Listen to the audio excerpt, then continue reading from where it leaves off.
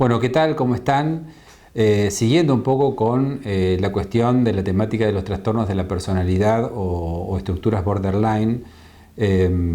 y dándole continuidad un poco a la lógica de este cuadro a los fines de que quienes están padeciendo o quienes tienen en la familia o en el contexto eh, familiares o afectos directamente vinculados a este malestar, uno pueda comprender y uno pueda acompañar desde un lugar quizás eficaz en la posibilidad de dar algún tipo de sostén desde lo afectivo, desde lo vincular. Hoy la idea es presentar un aspecto bastante común de este cuadro que tiene que ver con la impulsividad. Nosotros decíamos que dentro de las características sintomáticas del cuadro, los estados de inestabilidad emocional asociados a algún tipo de consumo, por ejemplo el consumo de sustancias, o asociado a algún tipo de comportamientos, como comportamientos directamente ligados a una ingesta inadecuada de alimentos, y un comportamiento en algunos casos extremos, dan lugar a lo que llamamos la clínica de la impulsividad. La clínica de la impulsividad tiene que ver justamente con la posibilidad de pensar qué es lo que se pone en juego en un sujeto que no está pudiendo responder racionalmente a cierta necesidad de acción, ¿no es cierto? Una acción que pone de alguna manera en compromiso al sujeto, porque de alguna manera el actuar un poco obstaculiza o obtura la posibilidad de pensarse.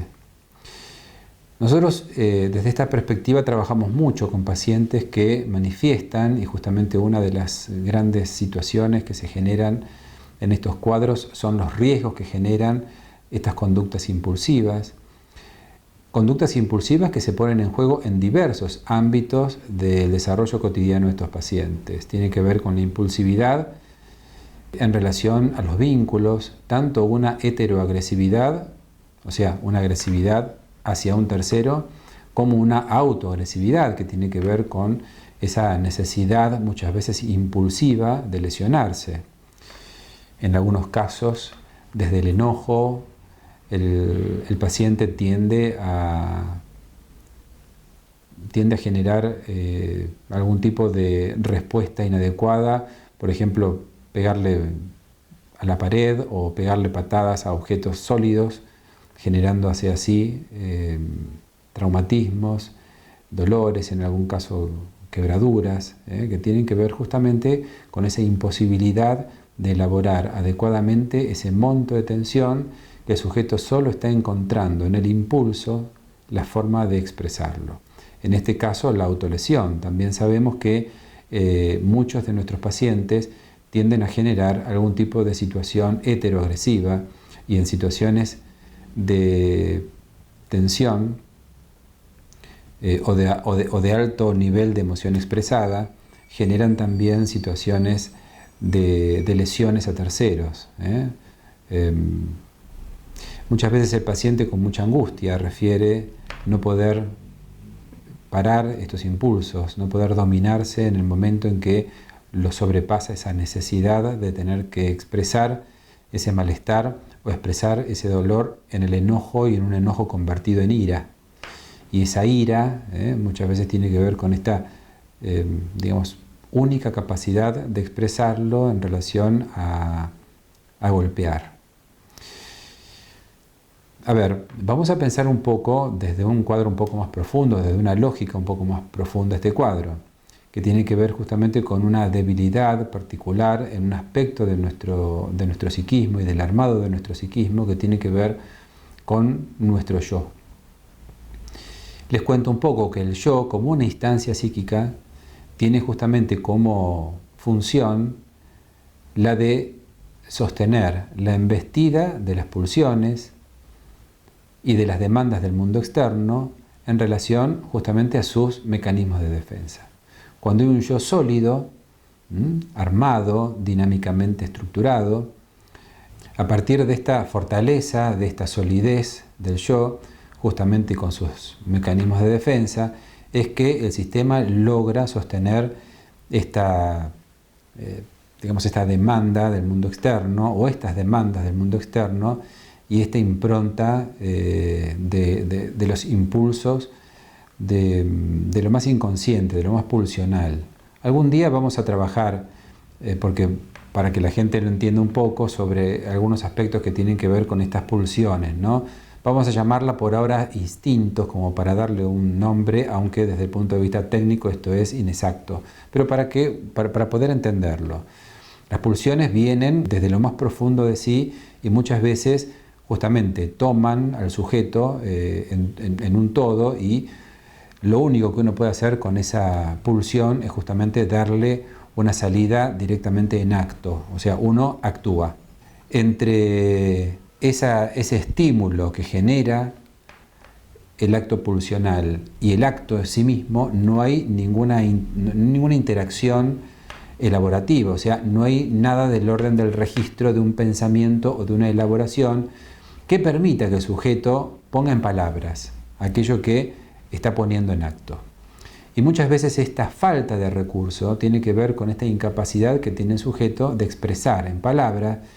lo que solo está pudiendo expresar en el territorio del acto.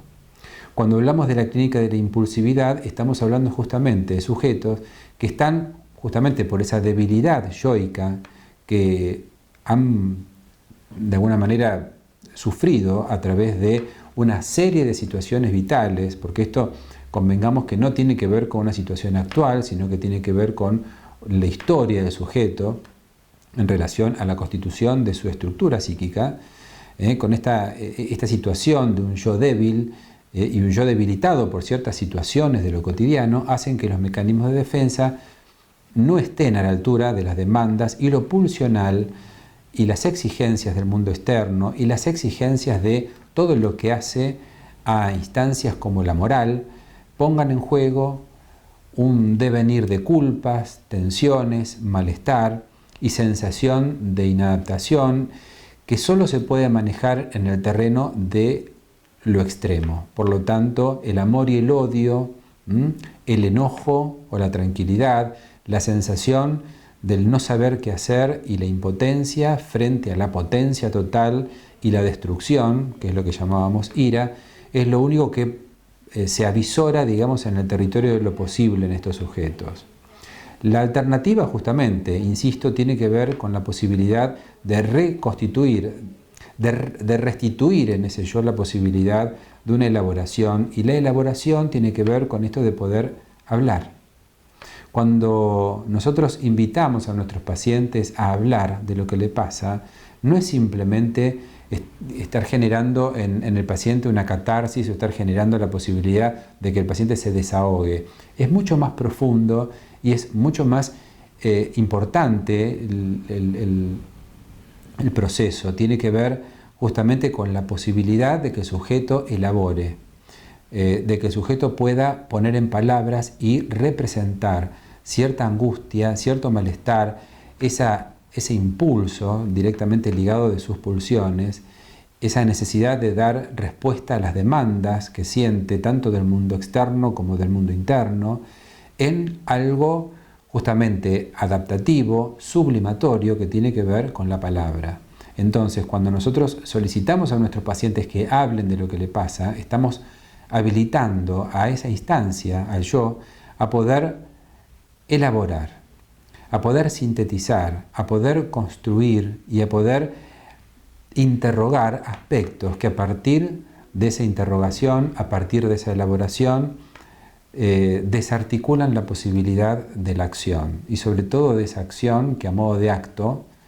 puede llegar a ser para el paciente y para el entorno del paciente de altísimo riesgo, generando en él y en los demás un deterioro personal y vincular que ponen a estos pacientes en una situación de alto nivel de tensión, de alto nivel de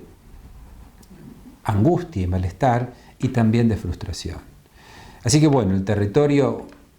todo lo que hace el territorio de la impulsividad tiene que ver con este cuadro que nosotros también lo denominamos dentro de las patologías del acto y del consumo, justamente porque es en el acto, es en ese cortocircuito en donde el acto se pone o se superpone a la palabra, en donde este cuadro, esta patología adquiere los rasgos patológicos más complejos. Bueno, eso es todo por hoy. La idea es seguir en las próximas emisiones conversando acerca de las características de este cuadro y pudiendo orientar a quienes nos están escuchando como para tener más elementos que permitan pensar la lógica de lo que se pone en juego en estos pacientes que sufren y sufren mucho de este padecimiento. Así que nos vemos en próximas emisiones. Muchas gracias.